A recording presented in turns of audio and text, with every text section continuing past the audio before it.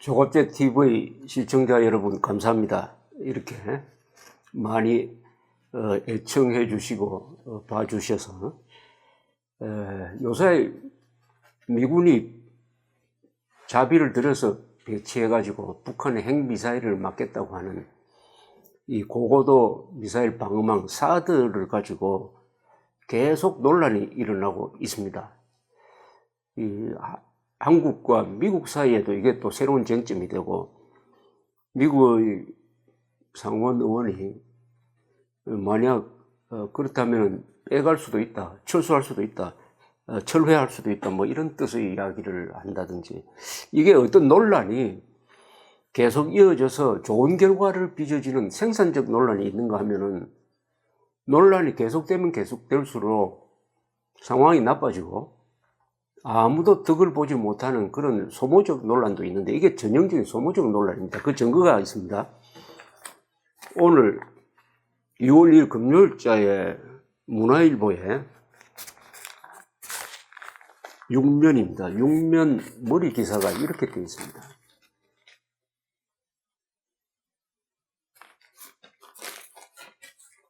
군 수뇌부 향하는 칼끝. 이 제목이 참 자극적인 거다. 군 수뇌부를 향하는 칼끝. 문재인 정부가 군 수뇌부를 향해서 칼끝을 겨누고 있다. 말하자면 사드 배치에 관하여 알아듣기 쉽게 보고를 하지 않았다고 해서 마치 무슨 은폐를 한 것처럼 이렇게 칼끝을 겨누고 있다. 그 밑에 제목이 우리가 적폐 군심 부글부글.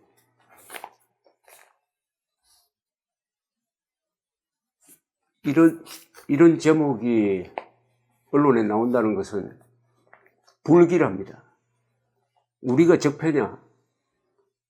문재인 정부가 적폐 세력 청산이란 말을 들고 나와가지고 우리 국민들의 일부 보수 세력을 마치 청산 대상, 숙청 대상, 수사 대상, 제거 대상으로 여기는 것이 아니냐 하는 이런 용어가 퍼지고 있는데, 그러면은 군대도 적폐 대상이냐라고 하면서 군심, 군인들의 민심이죠. 군인들의 민심, 군인들의 마음이 부글부글하고 있다. 이런 이야기입니다. 기사가 이렇게 시작됩니다. 국방부의 고고도 미사일 방어체제 보고 누락 파문에 이어 여당인 더불어민주당이 군내 사조직인 알짜의 문제를 거론하면서 군심이 동요하고 있다. 특히 청와대가 전현직 국방장관을 상대로 사드 보고 누락 사태 경위를 조사하고, 여당이 사드 보고 누락 사태를 국기문란으로 규정한 데 이어 사드 반대 시민단체들이 군 수뇌부를 적폐 세력이라 규정하며 사드 문제가 정치 쟁점화하자 군은 패닉 상태로 빠져들고 있다. 상명하복이 요체인 군이 항명 낙인까지 찍히자 군 수뇌부는 벙어리 냉가슴 앓듯 소가리를 하고 있다. 북한 핵미사일 사태로 1년 내내 비상근무를 해오고 있는 군 내부 사기도 크게 저하되고 있다. 2일 정부 소식통에 따르면 한민구 국방부 장관은 사드 발사대 4기 추가 반입에 대해 당시 정의용 청와대 국가안보실장과 오해가 없을 정도로 이야기했다는 취지로 청와대 조사 과정에서 진술했다. 한민구 장관은 정 실장 질문에 그런 게 있었습니까? 라고 반문했다는 발언 내용에 대해서도 사실과 다르게 알려졌다고 이야기했으며, 이번 사태와 관련해 측근에게 기가 막혀 말이 안 나온다는 취지로 고충을 털어놓은 것으로 전해졌다. 일각에서는 사드 소동에 부글부글 끓고 있다는 표현까지 나올 정도다. 핵무장한 북한 정권과 맞서가지고 대한민국의 안전을 지키는 이 60만 대군을 지도하는 군 장교단이 약 10만 명 될 것 같은데요. 이 사람들이 이렇게 화가 나 있다. 화를 내게 만들었다. 그런데 미군 사드 배치를 반대하는 것의 의미가 뭡니까? 이거 복잡하게 설명할 필요가 없습니다. 제가 한 줄로 한번 요약을 해봤습니다. 도대체 미군 사드 배치를 반대한다는 것은 무엇을 뜻하는 거냐? 이 정책적으로, 기술적으로 설명하면 복잡한데, 그 핵심은 이거 아니겠습니까? 사드를 독극물로 취급해가지고 환경평가를 하자는 것이며, 핵무장한 적 앞에서 벌거벗자는 것이고, 우리는 핵을 이고 살아도 핵폭탄을 맞아 죽어도 좋으니 당신들 미군도 같이 죽자는 것이며, 김정은의 인질됨을 자원하는 것이고, 자유를 포기, 노예가 되겠다는 것이다. 이것 아닙니까? 미군 사드 배치를 반대하는 심리는. 이렇게 말하는 심리는 또 이렇게 해석할 수도 있습니다. 중국을 대국으로 섬기고 민족 반역자 김정은을 극진히 감싸주고, 그러면서도 대한민국을 싫어하고 미국을 미워한다. 이런 심리입니다. 군 장교단이 이런 심리에 대해서 어떻게 반응하겠느냐? 군 장교단이라는 사람은 맨손의 사람들이 아닙니다. 무기를 가진 사람들입니다. 무기를 가진 집단이에요. 고마운 집단이기도 하지만 무서운 집단이기도 합니다. 옛날부터 이런 말이 있었습니다. 왕과 장군을 화나게 하면 안 된다. 왕은 권력을 가진 사람입니다. 장군은 무기를 가진 사람들이에요. 그것은 변론으로 하고, 이제 오늘 본격적으로 좀 말씀드리려고 하는 것도 그것과 무관한 건 아니지만은, 이 이낙연 국무총리 취임사, 며칠 전에 있었던 취임사가 내용에 아주 충격적인 대목이 들어있어서 그것을 한번 소개하면서 같이 생각해 보기로 하겠습니다. 혁명이란 말을 썼습니다. 촛불혁명이란 말을 썼습니다. 이 혁명이란 말을 한국 사람들이 되게 좋아해요. 그러나 법률적으로, 헌법적으로 공직자가 혁명이라는 이야기를 하면 아주 조심해야 되는 것은 헌법이란 이런 뜻이 있습니다. 인터넷에 속뜻사전이라고 있습니다. 그 검색을 한번 해봤더니 혁명은 이렇게 정의가 되고 있습니다. 헌법의 범위를 벗어나 국가 기초, 사회제도, 경제제도, 그리고 조직 따위를 근본적으로 고치는 일. 헌법의 범위를 벗어납니다. 그리고 국가의 기초, 사회제도, 경제제도, 조직 따위를 근본적으로 고치는 일. 체제를 고치는 일이라는 그런 뜻이겠죠. 그런데 이낙연 국무총리는 며칠 전 취임사에서 이렇게 이야기합니다. 문재인 정부는 지난 겨울부터 봄까지 6개월에 걸쳐 연인원 1,700만 명이 동참한 촛불혁명의 산물입니다. 라고 이야기했습니다. 이게 맞습니까? 문재인 정부가 촛불혁명의 산물입니까? 아니죠. 지난 5월 9일에 있었던 대통령 선거의 산물입니다. 아니, 촛불혁명이 문재인 정부를 만들어냈습니까? 그것은 정치적으로 이야기할 수는 있어요. 그러나 국무총리는 헌법적으로 이야기해야 됩니다. 완전히 국민 주권을 부정하는 이야기입니다. 촛불혁명이 만들어낸 정부면은 그건 혁명정부가 되는 겁니다. 그런데 이낙연 국무총리는 이 정부가 국민이 뽑은 정부라는 인식보다는 촛불혁명 세력이 만들어낸 정권이라는 인식을 가지고 있다는 것을 시사하는 이야기가 그 뒤에 이어집니다. 취임사에서 이렇게 이야기합니다. 촛불혁명은 아직도 진행되고 있습니다. 혁명이라고 했습니다. 문재인 정부는 촛불혁명의 종점이 아니라 통로입니다. 문재인 정부의 공직자들은 촛불혁명의 명령을 받드는 국정과제의 도구들입니다. 이건 무시무시한 이야기입니다. 문재인 정부의 공직자들은 촛불혁명의 명령을 받드는 국정과제의 도구들입니다. 촛불혁명의 명령이 뭡니까? 촛불혁명이 명령을 내릴 수가 있습니까? 촛불이 명령을 내립니까? 촛불혁명 주도 세력의 명령이라고 봄이 타당할 것 같습니다. 그러면 촛불혁명, 촛불 시위를 주도한 사람들은 누굽니까? 촛불 시위를 주도한 사람들은 누굽니까? 촛불 시위를 주도한 사람들은 누구냐에 대해서 북한 노동신문을 제가 한번 인용해 보겠습니다. 지난 3월 13일 박근혜 대통령 탄핵이 결정된 이틀 뒤입니다. 장하구나 촛불을 촛불이라고 붙입니다. 북한 노동신문 촛불, 민중이 주인되는 새로운 사회를 만들어 나가자라는 제목의 보도에서 뭘 소개했느냐 하면은 촛불 시위를 주도해온 박근혜 정권 퇴진 비상국민행동이 인터넷 사이트를 통해서 공개한 문건 촛불 개혁 과제를 소개를 했습니다. 아주 잘한다고 칭찬을 했습니다. 이 내용 보면 칭찬받을 만합니다. 이 촛불 집회를 주도한 단체입니다.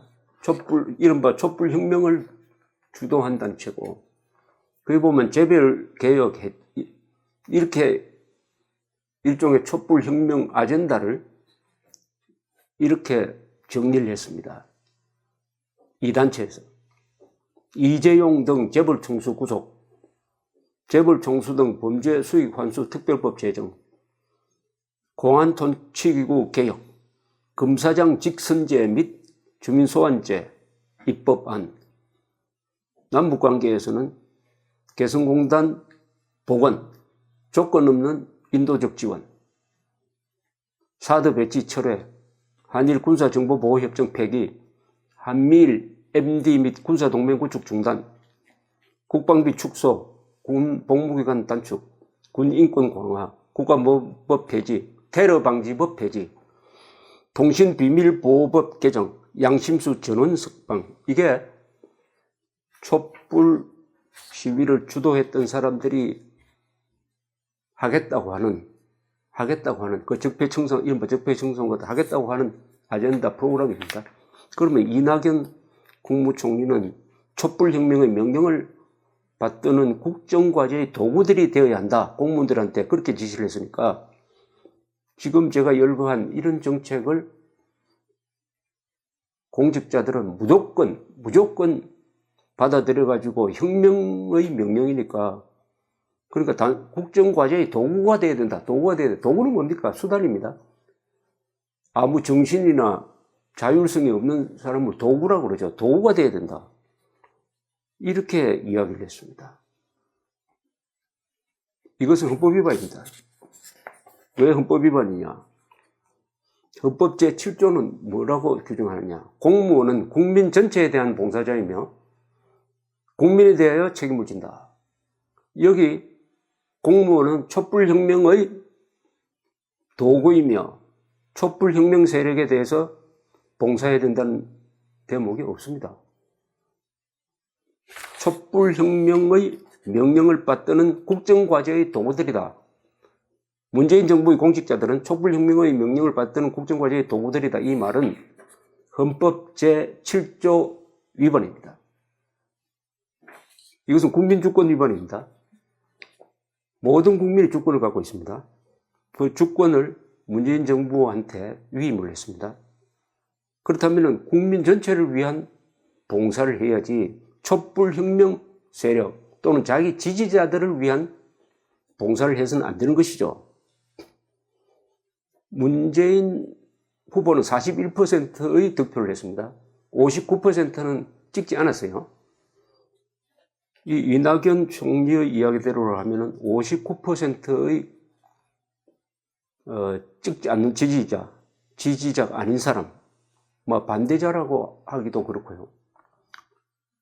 반대자로 볼 수 있지만 그보다는 지지를 하지 않은 사람, 그리고 촛불 시위에 가담하지 않은 사람, 연인은 1700만 명이라고 하면은 여기 포함 되지 않는 사람이 3300만 명인데 3300만 명. 이런 사람들을 완전히 도외시하고 그것은 섬길 사람이 없는 부류인 것처럼 젖혀놓고 문재인 정부의 공직자들은 촛불혁명의 명령을 받드는 국정과제의 도구 역할을 하라고 했으니까 이것은 국민주권 위반입니다. 우리 헌법의 대원칙, 주권은 국민에게 있다라고 하는 이 대원칙을 위반한 것입니다. 대한민국은 헌법을 통해서 법치 민주주의를 근간으로 합니다. 이건 국가 정체성입니다. 그래서 헌법을 벗어난 혁명을 그 어떤 경우에도 정당화할 수가 없습니다. 그런데 헌법 수호자인 국무총리가 촛불혁명이라고 해가지고 혁명을 정당화하고 촛불혁명 정신의 집행을 공무원들에게 명령하고 있는 모양입니다. 이는 헌법에 반하는 행동을 공직자에게 강제하는 것이 될 가능성이 높습니다.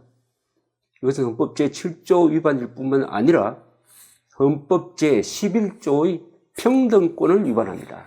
또 헌법 하나 더 위반합니다. 헌법 제11조 1. 모든 국민은 법 앞에서 평등하고 누구든지 성별, 종교 또는 사회적 신분에 의하여 정치적, 경제적, 사회적, 문화적 생활의 모든 영역에 있어서 차별을 받지 아니한다. 헌법 11조 2항 사회적 특수 계급제도는 인정되지 아니하며 어떠한 형태로도 이를 창설할 수 없다. 이 11조에 위반되는 겁니다. 왜냐하면 촛불혁명 정신을 받들어야 된다. 촛불 시위를 지지했던 사람들의 명령을 받들어야 한다. 라는 것은 촛불 시위자들한테 특권을 주는 겁니다. 공무원들은 그 사람들의 도구가 되어야 하니까, 모습이 되어야 하니까 촛불 시위에 가담하지 않았던 사람들보다는 촛불 시위자들은 많은 특권과 특혜를 누릴 수 있습니다. 왜냐? 그 사람들이 원하는 방향으로 공무원들은 움직여야 한다고 국무총리가 천명했기 때문입니다. 자, 그럼 헌법 7조의 공무원의 직무에 관한 규정을 위반하고 헌법 제11조의 평등권을 위반하면 어떻게 되느냐? 헌법 제65조, 그 유명한 조항이죠. 헌법 제65조. 이제 탄핵 사태를 통해서 국민들이 익히 알고 있는 겁니다. 공무원이 그 직무 집행에 있어서 헌법이나 법률을 위반한 때에는 국회는 탄핵의 소추를 의결할 수 있다. 이 공문 안에는 대통령과 국무총리도 포함됩니다. 문제는 이런 헌법에 저촉되는 이런 문제 발언을 했음에도 야당이나 언론이 이를 심각하게 인지하지 않고 문제를 제대로 제기하지 않고 있다는 사실입니다. 큰 문제일수록 크게 다루어야 하는데 우리나라에서는 큰 문제일수록 작게 다루는 경향이 있습니다. 예, 근데 문재인 후보가 나의 통일 방안은 국가연합 또는 낮은 단계 연방제다라고 말한 것은 가장 큰 잘못인데도 불구하고 가장 작게 다뤘듯이 이번 이 이낙연 국무총리의 취임사는 헌법을 위반한 것이므로 본격적으로 다뤄야 할 텐데 그게 없다는 것은 우리 언론이 가지고 있는 비판 기능에 문제가 있다는 것을 보여준다고 생각합니다. 이낙연 씨는 기자 출신입니다. 기자가 이런 문장을 쓰지는 않을 것이라고 생각됩니다. 기자라면은. 물론 정치인으로 변했으니까 정치적으로 쓴지 모르지만은 이걸 읽어보면서 언론계에서 호평을 받았던 분인데 설마 본인이 썼겠느냐? 이 촛불혁명의 명령을 받아서 쓴 거 아니냐 하는 생각까지 갖게 합니다. 박근혜 대통령이 지금 구속돼가지고 재판받는 거, 대통령에서 파면된 것은 헌법 위반, 법률 위반이라는 이유에서입니다. 박근혜 대통령을 파면하고 감옥으로 보낸 그 헌법과 법률의 힘이 앞으로 문재인 정부를 향할 때 박근혜 전 대통령한테 적용됐던 탄핵 사유가 문재인 정부 사람들한테 적용될 때 어떻게 될 것이냐 하는 것도 지금 잘 나갈 때 한번 생각을 해봐야 되지 않을까 생각을 합니다. 링컨 대통령 이야기했습니다. 대통령은 헌법이란 눈밖에 가질 수 없다. 헌법을 통해서만 국정을 집행할 수 있다. 헌법이 가장 큰 기준이다. 그런데 헌법에 대한 중대한 도전이 될 만한 발언을 했다. 이 발언에 대해서 이낙연 국무총리가 좀 설명이 있어야 되지 않느냐 하는 생각이 듭니다. 감사합니다.